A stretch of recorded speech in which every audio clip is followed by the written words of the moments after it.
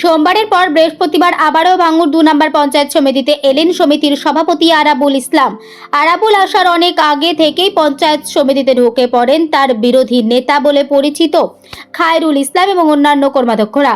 সকাল 10:30 নাগাদ আরাবুল পঞ্চায়েত সমিতিতে ঢোকে এবং এদিনে বিডিওর ঘরে বসেন। আরাবুল সহ অন্যান্য নেতাদের গাড়ি চেকিং করে বিডিও অফিস চত্বরে ঢুকতে দেয় পুলিশ।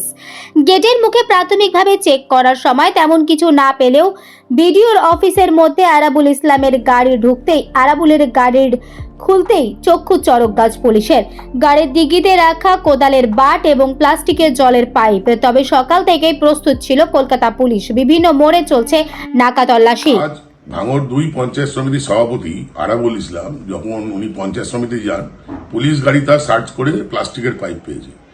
আমরা দুদিন আগে দেখেছি আরাবুল ইসলাম যখন পঞ্চায়েত সমিতিতে যায়, ওনার বিরোধী গোষ্ঠী মানে শওকত মোল্লার গোষ্ঠীর যারা লোকজন তারা রাস্তায় নেমে বিরোধিতা করে এবং এই নিয়ে পঞ্চায়েত বোর্ডের পর থেকে অনেক নিজেদের মধ্যে মারপিট করেছে। আমি নিশ্চিত এই শওকত মোল্লার চাপে আরাবুল ইসলাম আজকে প্লাস্টিকের পাইপ, পরের দিন লোহার পাইপ, তারপরের দিন গাড়িতে বোমা বন্দুক নিয়ে ঘুরবে। মানে আরাবুল ইসলামের জীবনহানির আশঙ্কা আছে। তৃণমূল নিজেরাই মারপিট করবে এবং ভাঙড়বাসীর জীবন অস্তগত হয়ে তুলবে।